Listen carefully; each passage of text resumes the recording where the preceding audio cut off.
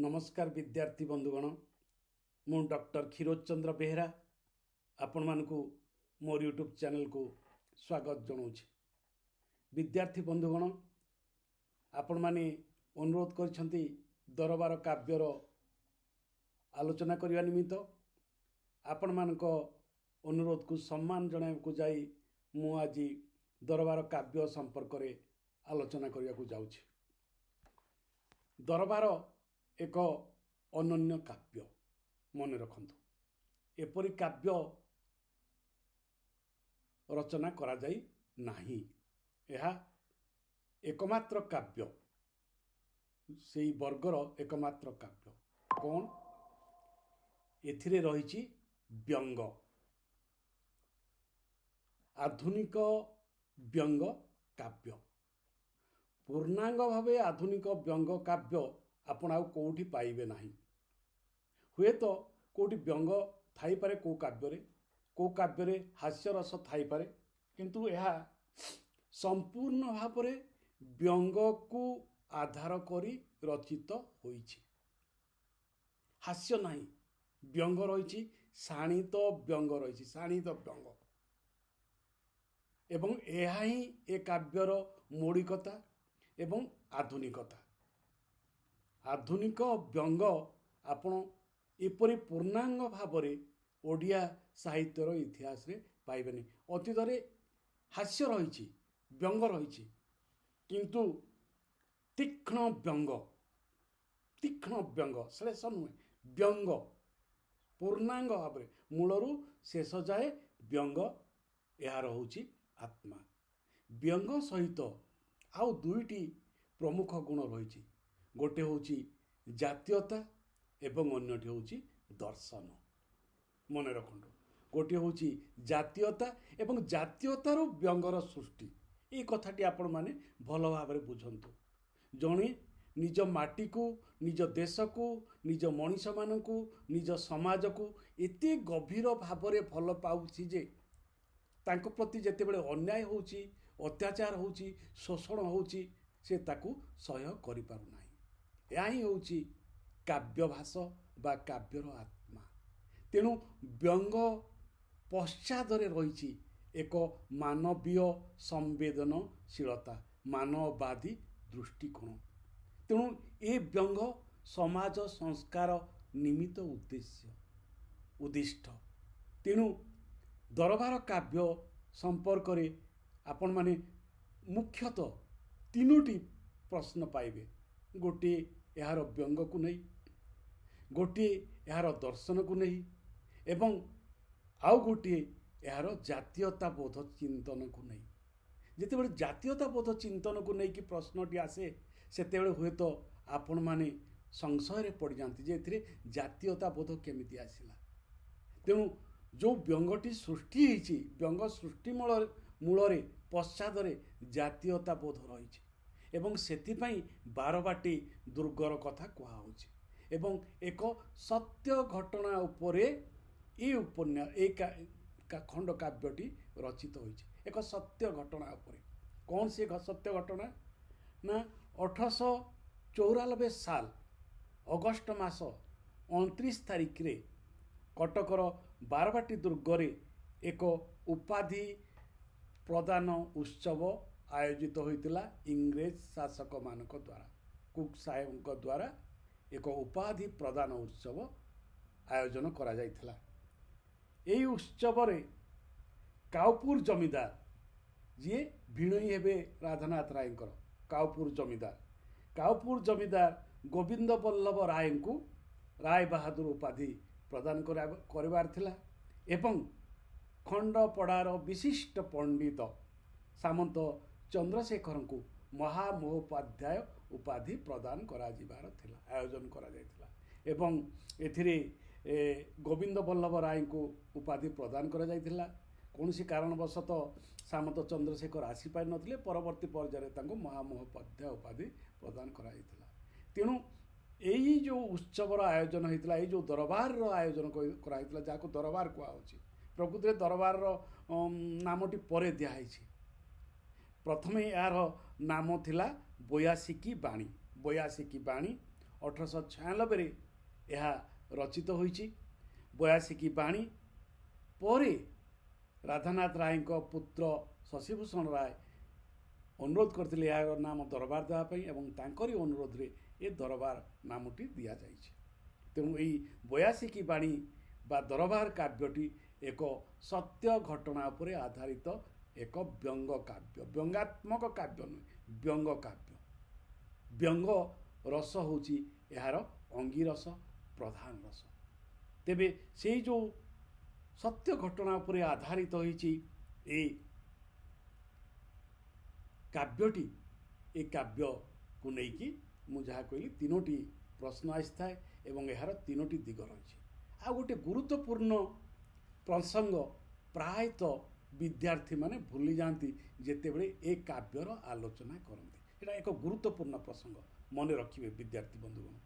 ଯେତେବେଳେ ବ୍ୟଙ୍ଗ କଥା କୁହାଯାଏ, ବ୍ୟଙ୍ଗ ସମ୍ପର୍କରେ ପ୍ରଶ୍ନଟି ଆସେ, ସେତେବେଳେ କେବଳ ବାରବାଟୀ ଦୁର୍ଗରେ ଆୟୋଜିତ ହୋଇଥିବା ଦରବାର କଥା ଆଲୋଚନା କରିଥାନ୍ତି ଆପଣମାନେ। କିନ୍ତୁ ପ୍ରକୃତରେ ଏ କାବ୍ୟରେ 2ଟି ଦରବାର ସମ୍ପର୍କରେ କୁହାଯାଇଛି, ମନେ ରଖନ୍ତୁ। ପ୍ରଥମଟି ବାରବାଟୀ ଦୁର୍ଗରେ ଆୟୋଜିତ ହୋଇଥିବା ଦରବାର ଏବଂ ଦ୍ୱିତୀୟଟି ଆମେ ସମସ୍ତେ, ସମଗ୍ର ମାନବ ଜାତି ସମ୍ମୁଖୀନ ହେଉଥିବା, ଆମର ନୀତିଶାସ୍ତ୍ରରେ ଥିବା ସମ୍ମୁଖୀନ ହେଉଥିବା ଯମଙ୍କ ଦରବାର କଥା ଏଠି କୁହାହେଉଛି। ତେଣୁ ଗୋଟିଏ ସତ୍ୟ ଆଉ ଗୋଟିଏ ନୀତିଶାସ୍ତ୍ର ଉପରେ ଯେଉଁ 2ଟି ଭାବନା ପର୍ଯ୍ୟବେସିତ ରହିଛି ହିନ୍ଦୁ ସମାଜରେ, ସେଇ 2ଟି କଥାକୁ କୁହାହେଉଛି। ତେଣୁ ଏ ଦରବାର ସହିତ ଯମ ଦରବାରଙ୍କର କ'ଣ ସମ୍ପର୍କ ରହିଛି ଏବଂ କିପରି ତାହା ମାନବର ନିୟତିକୁ ନିର୍ଦ୍ଦିଷ୍ଟ କରିଥାଏ, ବିସ୍ତାରିତ କରିଥାଏ, ସେ ସମ୍ପର୍କରେ ଅତି ଚମତ୍କାର ଭାବରେ ଆଲୋଚନା ବା ବର୍ଣ୍ଣନା କରିଛନ୍ତି କବିବର ରାଧାନାଥ ରାୟ।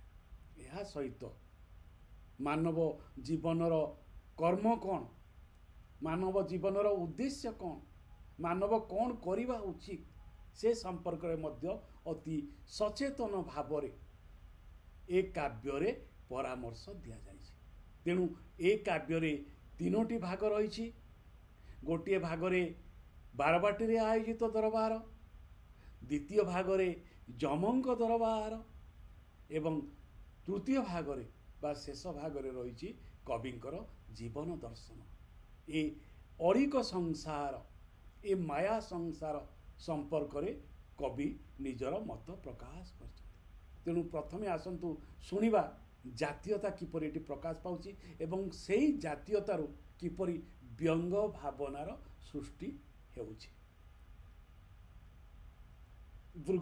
ବାରବାଟୀ ଦୁର୍ଗରେ ଆୟୋଜିତ ହେଉଥିବା ସେଇ ଯେଉଁ ଦରବାର, ସେଇ ଯେଉଁ ସଭାର ବର୍ଣ୍ଣନା କରୁଛନ୍ତି ଏବଂ ତା'ର ଐତିହାସିକତା, ତା'ର ଆମର ଓଡ଼ିଶା ସହିତ, କଳିଙ୍ଗ ସହିତ ତା'ର ସମ୍ପର୍କ କଥା ଏଠି ସେ କହୁଛନ୍ତି।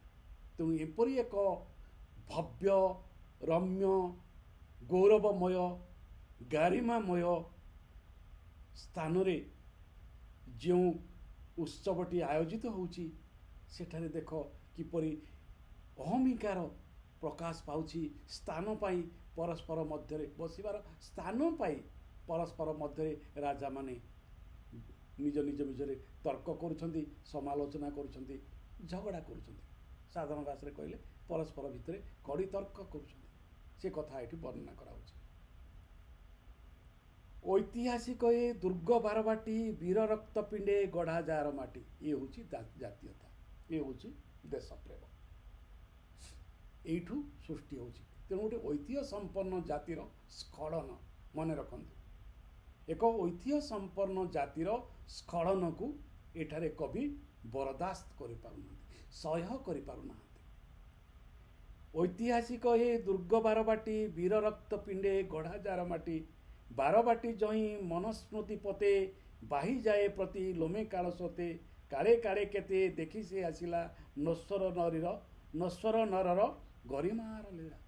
ଏ ବାରବାଟୀ ନଶ୍ୱର ନରର गरिमार लीला ये जो नश्वर शब्दटी रही ये नश्वर शब्दटी ही सबु कथा कहता है यह ही दर्शन तेणु केते राजा आइछन्ति केते राजा जाइछन्ति केही रही नाहांती केही रही नाही रहिब नाहीटी भवरंग भूमि तले यही कथा राधानाथ कहउछन्ति तेणु से कहउछन्ति नश्वर नरर गरम गरिमार लीला पुणी नुआ लीला लागिछि एठारे पुणी मत्त नरे नश्वर व्यापारी ये जो दियोटी पद देखंतु दियोटी धाड़ी दियोटी पाद पुणी नुआ लीला लागिछि एठारे पुणी मत्त नरे नश्वर व्यापारी तेणु ये बारबाटी बहु ऐतिहासिक घटना देखी बहु वीरपुंगम को देखी बहु बड़ बड़ राजा को देखी एवं कहीं रही ना समस्ते निज निज दायित्व चली चलते किंतु आज देख से ही स्थान रे कौन है आउ एक नुआ लीला लगी दरबार लीला लगी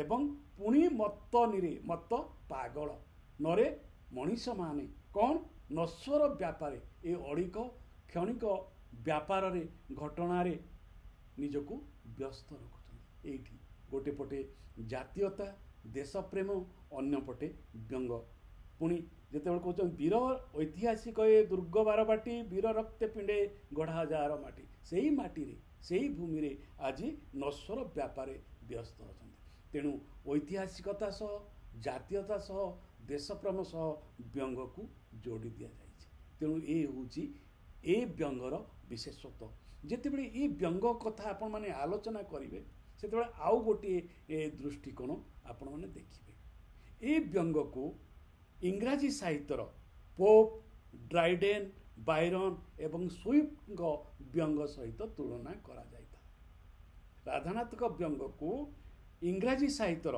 पोप ड्राइडेन बायरन और स्विफ्ट व्यंग सहित व्यंग रचनार शैली सहित तुलना करा जाइता एक अद्वितीय शैली भाव में साहित्य समालोचक माने दरबार काव्यर व्यंग को ग्रहण करिथांती तेणु स्विफ्ट गलिभर ट्रावेल्स स्विफ्ट सेठी पार्लियामेंट सदस्य मानकु जेपरि पारे व्यंग और समालोचना करिसंती सेही शैलीटी राधानाथक दरबार काव्य रे देखा जाइता तेणु से जो देश प्रेमर कथा कहूँ आउ विभिन्न स्थान रे काव्यर दरबार काव्यर विभिन्न स्थान रे देश प्रेम कथा आसी मु मझिरे मझिरे आपन को देश प्रेम जातीयता कथा कहीदेवी केमिति व्यंग सहित ता जड़ित रही किंतु आउ गोटे स्थान रे से कहउचंती कांची अभिजाने जे दुर्ग प्राचीर बारबाटी दुर्गर वर्णना करुचंती कांची अभिजाने जे दुर्ग प्राचीर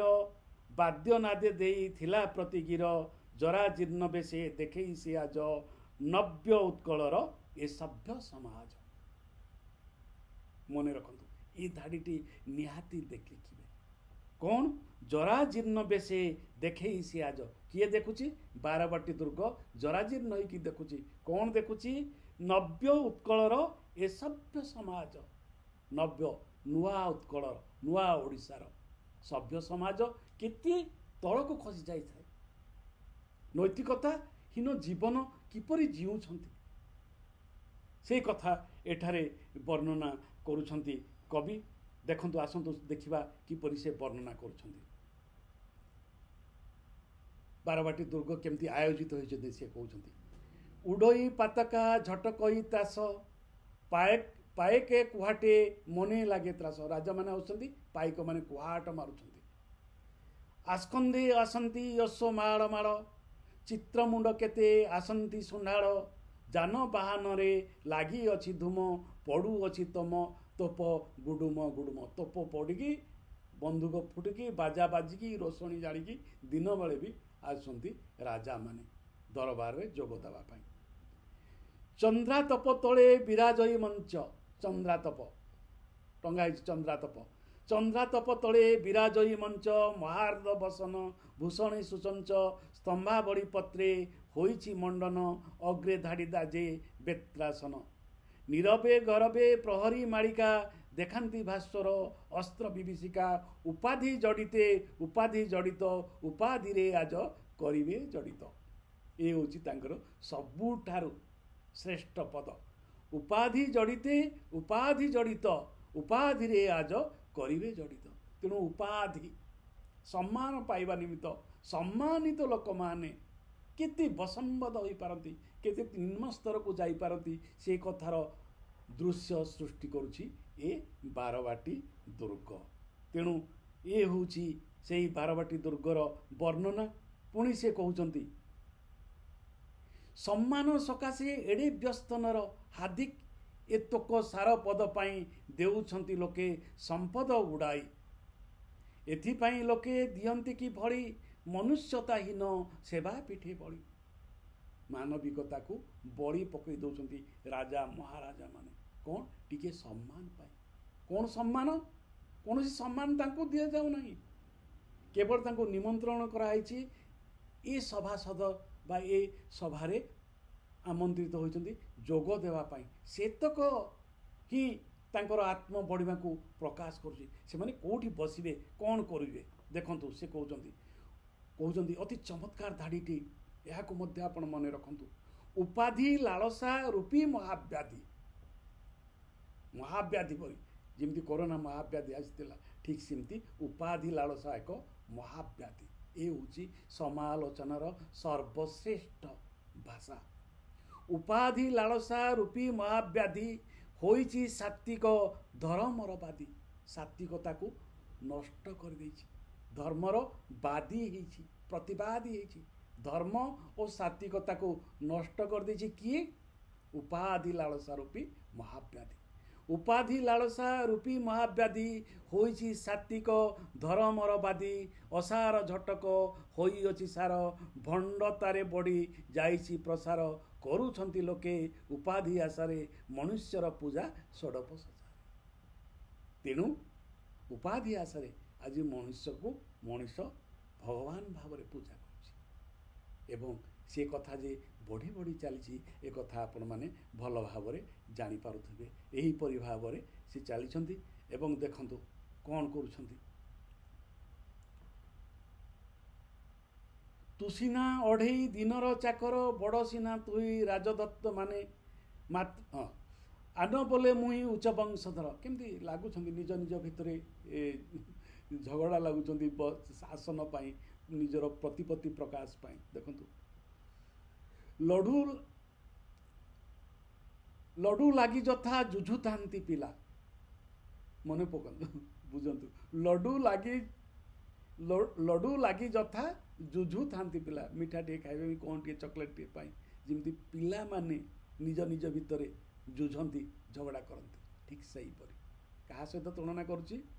ଲଡ଼ୁ ମିଠା ପାଗଳ ପିଲାମାନଙ୍କ ପାଇଁ, ଛୋଟ ପିଲାମାନଙ୍କ ପାଇଁ, ପିଲାମାନଙ୍କ ସହିତ ଏ ରାଜା ମହାରାଜା ମାନଙ୍କୁ ତୁଳନା କରାହେଉଛି। ଲଡ଼ୁ ଲାଗି ଯଥା ଯୁଝୁଥାନ୍ତି ପିଲା, କେତେ ବୃଦ୍ଧେ କରୁଛନ୍ତି ବାଲ୍ୟ ଲୀଳା।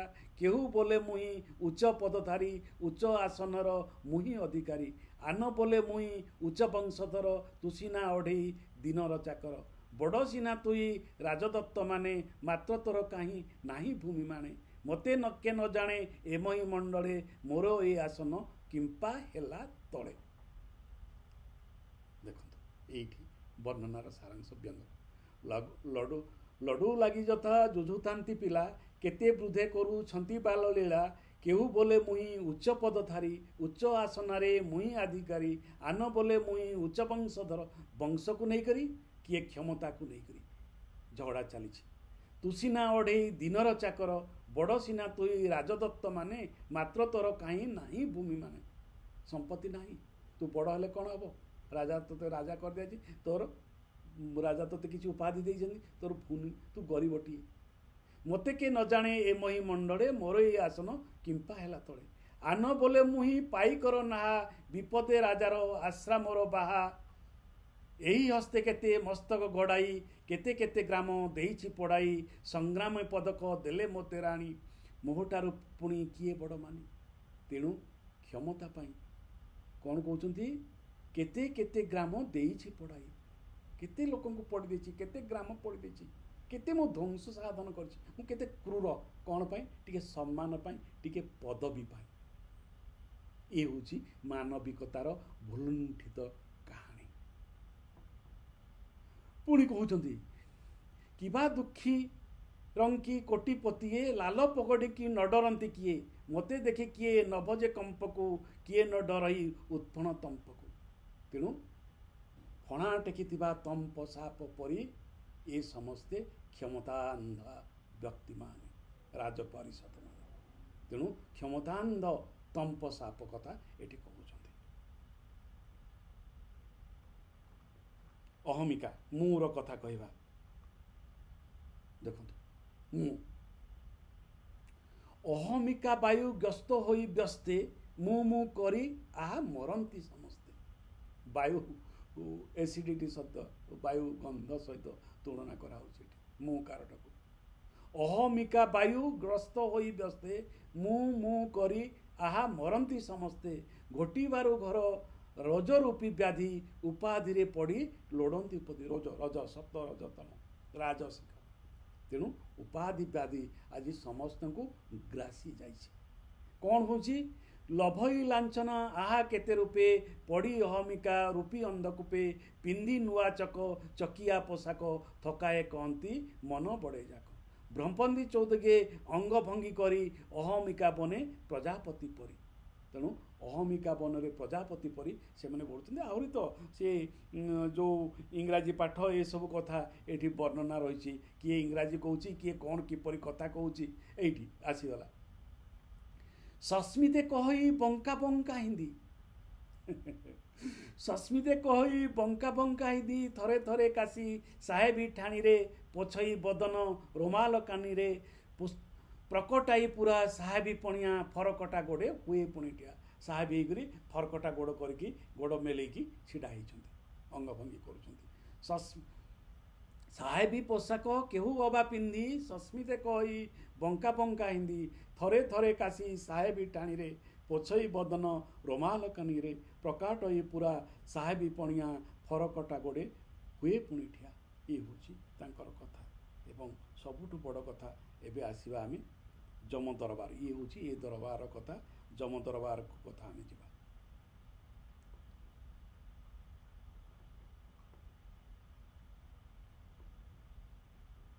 ଏଇଠି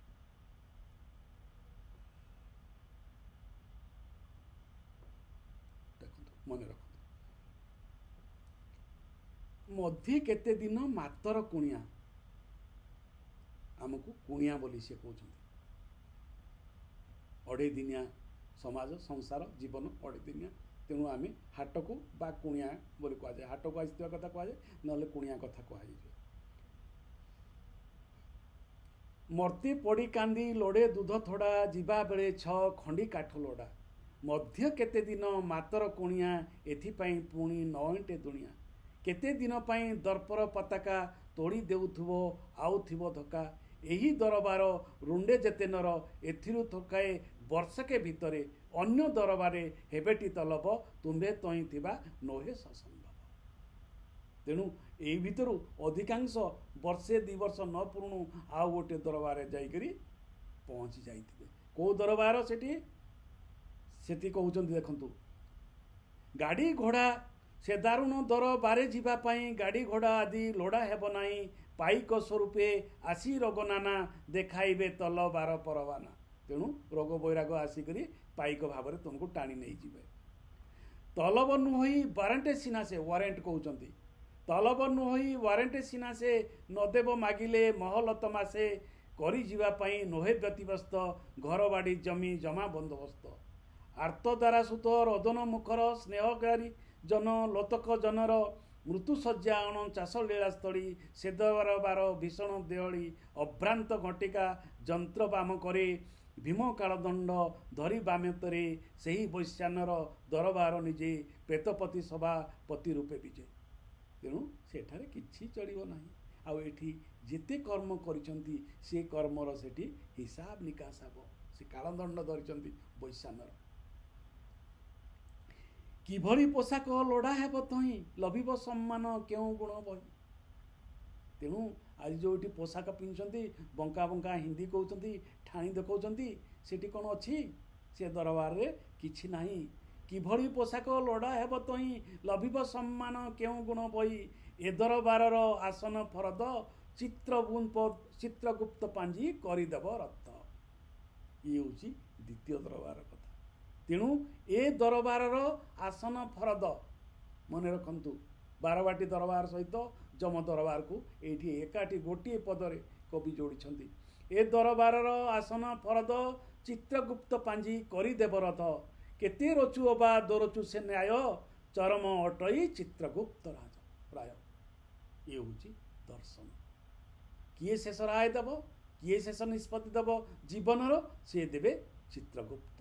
ନଥିବ ଓକିଲ ଲଢ଼ି ଯେ ମାମଲା କରିଦେବ ଯୁକ୍ତି ବଳେ ବଳେ ବଳେ କଳା ଧଳା। କରିବୁ ନାହିଁଟି ସ୍ୱପନେ ଏ ପାଞ୍ଚ ଉଚାସନ ନେବୁ ତହି ଦେଇ ଲାଞ୍ଚ। ତେଣୁ ଲାଞ୍ଚ ଦେଇକରି ଏ ପୃଥିବୀରେ ମର୍ତ୍ତ ପୃଥିବୀରେ ତୁ ଯେଉଁ ଉଚ୍ଚ ଆସନ ପାଇଛୁ ସେଠାରେ ତାହା ଚଳିବ ନାହିଁ। କେଜାଣି ବସିବ ତୋତେ ପାଦେ ଦଳି ତୋହରି ଉପରେ ତୋର ଅରଦଳି। ସେ ଦରବାର ତ ଗଣା ହେବ ନାହିଁ ଉଚ୍ଚ ପଦ ତୋର କିମ୍ବା ଦରମାହିଁ। କିମ୍ବା ଭୂସମ୍ପତ୍ତି କିମ୍ବା ରାଜପଣ କିମ୍ବା ବିଦ୍ୟା କିମ୍ବା ବୁଦ୍ଧି ବିଚକ୍ଷଣ। ଉଇଲ୍ ସେନ ଘରୁ ସୁଆର ଆଣଇ କେତେ କେତେ ଭୋଜି ଦେଇଅଛ ଭାଇ। ଦେଇଅଛ ଡାଲି ଭରି ମେବା ନନା କେତେ ଥର ଦେଇଅଛ ନାଚଖାନା। ଦୁଃଖୀ ରଙ୍କି ତଣ୍ଟି ଚିପି ବାରମ୍ବାର ଦାତାପଣେ କେତେ କରୁଛ ପ୍ରଚାର। ସମ୍ପାଦିବା ଲାଗି ଜନତାର ପ୍ରୀତି ଭୋଜ ପରେ ଭୋଜ ଦେଉଅଛ ନୀତି। ନୀତି ମୁଣ୍ଡ ଖାଇ ନଚାଉଛ ଭାଇ ଫୁଟାଉଛ ବାଣ ଚକ୍ଷୁ ଚମକାଇ। ତେଣୁ ଏଇ ଯେଉଁ ଲୋକମାନଙ୍କୁ ଶୋଷଣ କରି ଧନ ଉପାର୍ଜନ କରି ଲାଞ୍ଚ ଦେଇ ଏଇ ଯେଉଁ ଶାସନ କ୍ଷମତା ହାସଲ କରିଛ ତାହା ଯମ ଦରବାରରେ ଚଳିବ ନାହିଁ। ତେଣୁ ଏଇ ଯେଉଁ ଶୋଷଣ କଥାଟି କୁହାହେଉଛି ଏଠି ବହୁତ ବଡ଼ କଥା। ଯେଉଁ କଥା କହୁଥିଲେ ମାନବବାଦୀ ଚିନ୍ତନ, ଏଠି ଶୋଷଣର ଚିତ୍ର ଦିଆଯାଇଛି। କିପରି ଭାବରେ ମାନେ ଲୋକମାନଙ୍କୁ ଦରିଦ୍ରମାନଙ୍କୁ ଛାରଖାର କରିଦିଆଯାଇଛି, ଧ୍ୱଂସ କରିଦିଆଯାଇଛି, ତା'ର ବିସ୍ତୃତ ଚିତ୍ର ଦରବାର କାବ୍ୟ ରହିଛି। ତେଣୁ ଗୋଟେ ପଟେ ବ୍ୟଙ୍ଗ ସହିତ ଗୋଟେ ଗୋଟେ ବାସ୍ତବବାଦୀ ଜୀବନର ଚିତ୍ର ମଧ୍ୟ ରହିଅଛି। ଗ୍ରାସେ ଅନ୍ନ ଦେଇ ଭେକିକି କେବଳ ଶୋଷିକି ମନ୍ଦାଏ ମାତ୍ର ଦେଇ ଜଳ। ତୋହ ପରେ ତହିଁ ବସିବେ ଗୌରବେ ତୋର ମୋତେ କେତେ ନଗଣ୍ୟ ମାନବେ। ବଡ଼ ଟାଣ ଭାଇ ଚିତ୍ରଗୁପ୍ତ ହିଆ ବିଚକ୍ଷଣ ତାର ପାଞ୍ଜିଆ ପଣିଆ। ଆଉ ଆନଚିତେ ଚିନ୍ତିଥାଉ ଯାହୁ ତା ପାଞ୍ଜିରେ ଲେଖା ହୋଇଯାଏ ତା। ନରର ସମଗ୍ର ଜୀବନର ଚିତ୍ର ପଲକ ଦେଖାଏ ସେ ପାଞ୍ଜି ବିଚିତ୍ର। ତେଣୁ ଯେତେ ତୁ ଲୁଚିକି ଯାହା କାମ କରୁଥାଉ ଚିତ୍ରଗୁପ୍ତ ପାଞ୍ଜି ସବୁ ଲେଖା ହେଇଛି। ଏବଂ ଏବେ ଆସନ୍ତୁ ଦର୍ଶନକୁ ଯିବା। ଜୀବନ ଦର୍ଶନ କଥା ସିଏ କିପରି ଭାବରେ କହୁଛନ୍ତି, ଧର୍ମ କଥା ସିଏ କହୁଛନ୍ତି।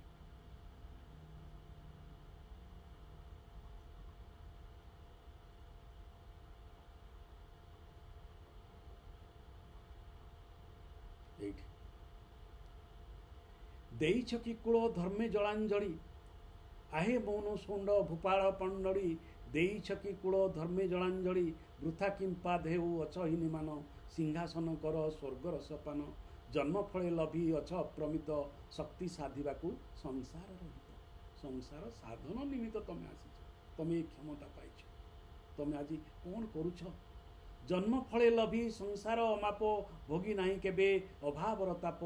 ଜମା ଅନୁରୂପେ ବ୍ୟୟ ଲାଗି ଦାୟୀ ହେବ ଏହା ଦିନେ ମୋର ମନ କଲ ନାହିଁ। ଏ ଯୋଗେ ଜଗାନ୍ତି ପାନ୍ତି ଯେତେ ଜଣ ଏଥିପାଇଁ ତୁମ୍ଭେ ହେଲ ଅଭାଜନ। ବୋଡ଼ି ନ ରହିଲ ଆମୋଦ ଅବାଲ୍ୟେ ବିଦ୍ୟାକୁ ମଣିଲ ଶିବ ନିରମାଲ୍ୟ।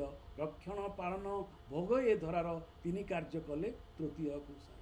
ତେଣୁ ଏ କିଛି ବି ତମେ ଗ୍ରହଣ କଲ ନାହିଁ, କାମ କଲ ନାହିଁ ଯାହା ତୁମର କରିବା କଥା। ସେଥିପାଇଁ କୁହାହେଉଛି କେଶରୀ ଓରସେ ତୁମ୍ଭେ ସିନା ସ୍ୱାନ। ଯେଉଁଠି କେଶରୀ ବଂଶର ରାଜାମାନେ ଥିଲେ, ଯେଉଁ ବଂଶର ଯେଉଁ ଓରସରୁ ତମେ ଜନ୍ମ ହେଇଛ, ତମେ ଆଜି କ'ଣ ହେଇଛ? ସ୍ୱାନ। କେତେ ପ୍ରକାର, କେତେ ତୀବ୍ର ବ୍ୟଙ୍ଗ ଏଇଟା ଦେଖନ୍ତୁ, ସମାଲୋଚନା। ଶ୍ୱାନ କୁହାହେଉଛି। ମୁଁ ଯଦି ସେ ଶବ୍ଦଟି କୁକୁର ଶବ୍ଦଟି ପ୍ରୟୋଗ କରିବି ଆପଣମାନେ ବୁଝିଥିବେ। ତେଣୁ କେଶରୀ ଓରସେ ତୁମ୍ଭେ କୁକୁର ବୋଲି ସେ କହିଦେଉଛନ୍ତି। କେଶରୀ ଓରସେ ତୁମ୍ଭେ ସିନା ଶ୍ୱାନ ପୂର୍ବପୁରୁଷର ପ୍ରତିଷ୍ଠା ବିଶାଳ। ବିକି ଭାଙ୍ଗି ଖାଉଥିବ କେତେ କାଳ ସେ ପ୍ରତିଷ୍ଠା ତିଳେ ତିଳେ ନ ବଢ଼ାଇ କରୁଥିବ ଆଉ କେତେ ତାହା ବଢ଼ାଇ। ଏବଂ ତା ସହିତ ସିଏ କହୁଛନ୍ତି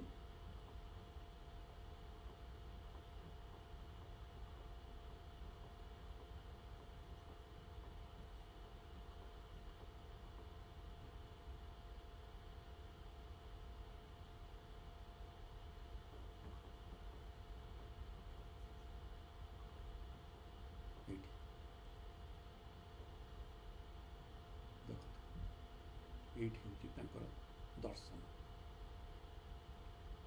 ବେଳ ଥାଉଁ ଥାଉଁ ଅରଜି ଧର୍ମ, ଇଏ ହେଉଛି ଶେଷ କଥା। ଧର୍ମ କେଉଁ ଧର୍ମ? ମନ୍ଦିରକୁ ଯିବା ଧର୍ମ କଥା କହୁଛି, ମାନବ ସମାଜର ଧର୍ମ କଥା ସେ କହୁଛି। ବେଳ ଥାଉଁ ଥାଉଁ ଅରଜି ଧର୍ମ, ଜନ୍ମ ଅନୁରୂପ ଦେଖାଅ କର୍ମ। କର୍ମର କଥା କହୁଛନ୍ତି, କର୍ମ ହିଁ ଧର୍ମ। ଏବଂ ଯେଉଁଥିପାଇଁ ତୁମେ ଜନ୍ମଗ୍ରହଣ କରିଛ, ମାନବ ହୋଇକରି ସମାଜର ସେବା କରିବାର, ତାହା ହିଁ ହେଉଛି ପ୍ରକୃତ ଧର୍ମ। ମନେ ରଖନ୍ତୁ, କର୍ମକୁ ଧର୍ମ ସହିତ ଯୋଡ଼ିଛନ୍ତି, ଈଶ୍ୱରଙ୍କ ସହିତ ଯୋଡ଼ି ନାହାନ୍ତି, ଆଧ୍ୟାତ୍ମିକତା ସହିତ ଯୋଡ଼ି ନାହାନ୍ତି। ଏହା ହେଉଛି ଆଧୁନିକ ଚିନ୍ତନ, ଏ ହେଉଛି ଆଧୁନିକ ଭାବନା। ମଧ୍ୟଯୁଗୀୟ ଭାବନାରେ ଧର୍ମ କହିଲେ ଆମେ ଈଶ୍ୱରଙ୍କ କଥା କହିଥାନ୍ତି, ଶ୍ରୀକୃଷ୍ଣଙ୍କ କଥା କହିଥାନ୍ତି, ରାମଚନ୍ଦ୍ରଙ୍କ କଥା କହିଥାନ୍ତି। କିନ୍ତୁ ଆଧୁନିକତାର ମୂଳ ଗୁଣ ହେଉଛି ମାନବବାଦ। ତେଣୁ ଏଠି ଧର୍ମକୁ କର୍ମ ସହିତ ଯୋଡ଼ୁଛି, ସମାଜ କଲ୍ୟାଣ ସହିତ କବି ଯୋଡ଼ୁଛନ୍ତି। ବେଳ ଥାଉଁ ଥାଉଁ ଅରଜି ଧର୍ମ, ଜନ୍ମ ଅନୁରୂପେ ଦେଖାଅ କର୍ମ। ଜନ୍ମ ଫଳେ ଭବେ ବଡ଼ପଣ ପାଇ, ଧର୍ମ ପଡ଼େ ତାକୁ କର ଚିରସ୍ଥାୟୀ। ତାହା ହିଁ ଧର୍ମ, ତାହା ହିଁ ମାନବପଣ, ତାହା ହିଁ ଚିରସ୍ଥାୟୀ। ଧର୍ମ ଏକ ପୋତ ଗଢ଼ିଛନ୍ତି ବିଧି, ତରିବାକୁ ଏହି ସଂସାର ବାରିଧି। ଏଇ ପଦଟି ସବୁବେଳେ ପ୍ରଶ୍ନ ଆସେ, ଏଇଟା ନିଶ୍ଚୟ ଆପଣ କୋଟେସନରେ ଲେଖିବେ। ଧର୍ମ ଏକ ପୋତ ଗଢ଼ିଛନ୍ତି ବିଧି, ଏଇଟା କେଉଁ ଧର୍ମ? ମାନବ କଲ୍ୟାଣର ଧର୍ମ କହୁଛନ୍ତି। ସମାଜ ସେବା ହେଉଛି ଧର୍ମ, ଲୁଣ୍ଠନ ନୁହେଁ, ଶୋଷଣ ନୁହେଁ, ସେବା। ସେବା ହିଁ ହେଉଛି ଧର୍ମ, ସେଇଟା ହିଁ କର୍ମ। ସେଇ ଧର୍ମ କଥା କହୁଛନ୍ତି, ଭଗବାନଙ୍କ କଥା କହୁନାହାନ୍ତି ଏଠି। ଧର୍ମ ଏକ ପୋତ ଗଢ଼ିଛନ୍ତି ବିଧି, ବିଧି ଈଶ୍ୱର। କରିବାକୁ ଏହି ସଂସାର ବାରିଧି। ସଂସାର ରୂପକ ସମୁଦ୍ରରୁ ପାର ହେବା ପାଇଁ, ଯିବା ପାଇଁ, ତରିବା ପାଇଁ ଧର୍ମ ଏକ ପଥ, ଧର୍ମ ପରି ଏକ ଡଙ୍ଗା ବା ଜାହାଜ ଅଛି, ସେ ନିର୍ମାଣ କରିଛନ୍ତି। ଧର୍ମ ଯାହା କର୍ମ, କର୍ମ ରୂପକ ଜାହାଜରେ ଆପଣ ସଂସାର ସାଗରରୁ ପାର ହୋଇପାରିବେ। ଧର୍ମ ଏକ ପୋତ ଗଢ଼ିଛନ୍ତି ବିଧି, ତରିବାକୁ ଏହି ସଂସାର ବାରିଧି। ଧର୍ମ ଏକା ସିନା ମହତ ପଣିଆ, ଆଉ ବଡ଼ପଣ ଅଢ଼େଇ ଦିନିଆ। ଚିତା ଲାଗି ଧର୍ମ କଥାଟି କୁହାହେଉନି, ଏଠି କର୍ମ, ମାନବ ସମାଜର କଲ୍ୟାଣ କଥା କହୁଛି। ତେଣୁ ଯିଏ ଯେତେ ମାନବର ସେବା କରିପାରିବ, ସମାଜର ସେବା କରିପାରିବ, ସେ ସେତେ ଭଲ ଚିତ୍ରଗୁପ୍ତ ପାଞ୍ଜିରେ ସ୍ଥାନ ପାଇପାରିବ। ବଡ଼ପଣ ଭାଇ ଏକା ସିନା ସେହି, ଛଡ଼ାଇ କେହି ଯା ନପାରଇ ନେଇ। ବଡ଼ପଣ ସେହି ଅନ୍ତେ ସୁଧାଜାର, ସୌରଭ ଚହଟେ ଏ ସାରା ସଂସାର। ବଡ଼ପଣେ ସିନା ସେହି ତାକୁ ଗଣି, ଯେଉଁ ବଡ଼ପଣ ଦିଲୋକ ସାଧନି। ଦିଲୋକ ସାଧନି, ଦିଲୋକ ସାଧନି, ଦୁଇ ଲୋକ, ଇହଲୋକ ପରଲୋକ। ତେଣୁ ଯଦି ଆପଣ ଭଲ କାମ କରିଛନ୍ତି ଇହଲୋକରେ, ତାହେଲେ ପରଲୋକରେ ମଧ୍ୟ ଆପଣ ସେ ସମ୍ମାନ ପାଇପାରିବେ, ତାକୁ ମଧ୍ୟ ନେଇକରି ଯାଇପାରିବେ। ଇଏ ହେଉଛି ଦିଲୋକ ସାଧନ। ସେହି ସିନା ବଡ଼ ପଣ ଜଇଁ ଲାଗି, ଅନ୍ତକର ବଜ୍ର ଦନ୍ତ ଯାଏ ଭାଙ୍ଗି। ସେହି ବଡ଼ ପଣେ ବଳାଅ ମତିକି, କାଳ ନ ପାରିବ ପଶିଯା କତିକି। ସେଇ ବଡ଼ ହେବ ସବୁଦିନେ, କାଳ ଯାହାକୁ କ୍ଷୁର୍ଣ୍ଣ କରିପାରିବ ନାହିଁ ଯଦି ଆପଣ ମାନବ ସମାଜ କରିଥିବେ। ତେଣୁ ସେ କହୁଛନ୍ତି, ଲାଳସାରୁ ନିଅ ବାହୁଡ଼ାଇ ମନ। ଲାଳସାରୁ ନିଅ ବାହୁଡ଼ାଇ ମନ, ଉଦାସୀନ ନେତ୍ରେ ଦୁନିଆର ମନ। ଦେଖି କର ମନ ଧର୍ମ ଏକତାନ, ରାଜଧର୍ମେ ଆତ୍ମ ତତ୍ତ୍ୱ ଦେଇ ମତି। ଉଚ୍ଚ ହୋଇ ଲବ ଉଚ୍ଚତର ଗତି। ମଣ୍ଡି ଅଛ କିମ୍ପା ଆଶିଷ ଭାଗର, ଉତ୍କଳ ଶେଖର ହେ ଚନ୍ଦ୍ରଶେଖର। ଚିତ୍ରୋତ୍ପଳା ନୀର ପାଇକି ଆଶାରେ, ପଶିଲ କାଶର ସେବିତ କାଶାରେ। କହ ଫେଡ଼ି ଫେଡ଼ି କେଉଁ ଭ୍ରମ ଜାଲେ, ସତ୍ୟ ଲୋକ ଆସି ଆସଲ ପାତରେ। ଲଡ଼ୁ ଅଛ କିଏ ବିଶ୍ୱ ପୂଜାସ୍ପଦେ, କ୍ଷୋଦତନ ହୋଇ କ୍ଷୋଦତର ପଦ। ଏଇଟା ସାମନ୍ତ ଚନ୍ଦ୍ରଶେଖରଙ୍କର ପ୍ରଶଂସା କରି କହୁଛନ୍ତି। ସେ କହୁଛନ୍ତି, ଧନ୍ୟ ଧନ୍ୟ ଆହେ ତପସ୍ୱୀ ସତ୍ତମ, ମର୍ତ୍ତ୍ୟ ଦେହ ତୁମେ ପରାଜିଲ ଜମ। ଦେଇଛନ୍ତି ଦିବ୍ୟ ଚକ୍ଷୁ ବାଗୀଶ୍ୱର, ଦେଖିବାକୁ ମହାଭୂତି ମାନସ। ତେଣୁ ତମେ ଯେଉଁ ଜ୍ଞାନ, ତମେ ଯେଉଁ ଜ୍ଞାନ ପାଇଛ, ଯେଉଁ ଦିବ୍ୟ ସମ୍ପତ୍ତି ପାଇଛ, ତାକୁ କେହି ନେଇପାରିବେ ନାହିଁ। ତମେ ତପସ୍ୱୀ ପରି ଉଜ୍ଜଳ ହୋଇ ରହିଛ ଏବଂ କାଳ ଗର୍ଭରେ ତମେ ସବୁଦିନ ଜାଜ୍ୱଲ୍ୟମାନ ତାରକା ହୋଇ ଉଦ୍ଭାସିତ ହେଉଛ। ଏହିପରି ଭାବରେ କବି ବର ରାଧାନାଥ ରାୟ ଦରବାର କାବ୍ୟରେ ବ୍ୟଙ୍ଗ ଆଣିଛନ୍ତି, ଜାତୀୟତା ଆଣିଛନ୍ତି, ଦେଶପ୍ରେମ ଆଣିଛନ୍ତି ଓ ଜୀବନ ଦର୍ଶନ କଥା ଆଣିଛନ୍ତି, ଧର୍ମ କଥା କହିଛନ୍ତି ଏବଂ ଧର୍ମକୁ ସେ ସମାଜ କଲ୍ୟାଣ ଭାବରେ ବର୍ଣ୍ଣନା କରୁଛନ୍ତି। ଇଏ ହେଉଛି ଆଧୁନିକ ଚିନ୍ତନ, ଏଥିପାଇଁ ଦରବାର ଏକ ଅନନ୍ୟତା। ବନ୍ଧୁଗଣ, ଆଜିର ଆଲୋଚନାକୁ ମୁଁ ଏଇଠି ରଖୁଛି। ଆଶା କରୁଛି ଆପଣମାନେ ଏ କାବ୍ୟକୁ ଭଲ ଭାବରେ ବୁଝିପାରିବେ ଓ ଭଲ ଭାବରେ ଉତ୍ତର ଖାତାରେ ଲେଖିପାରିବେ। ବର୍ତ୍ତମାନ ପାଇଁ ରହୁଛି। ଧନ୍ୟବାଦ ଓ ନମସ୍କାର।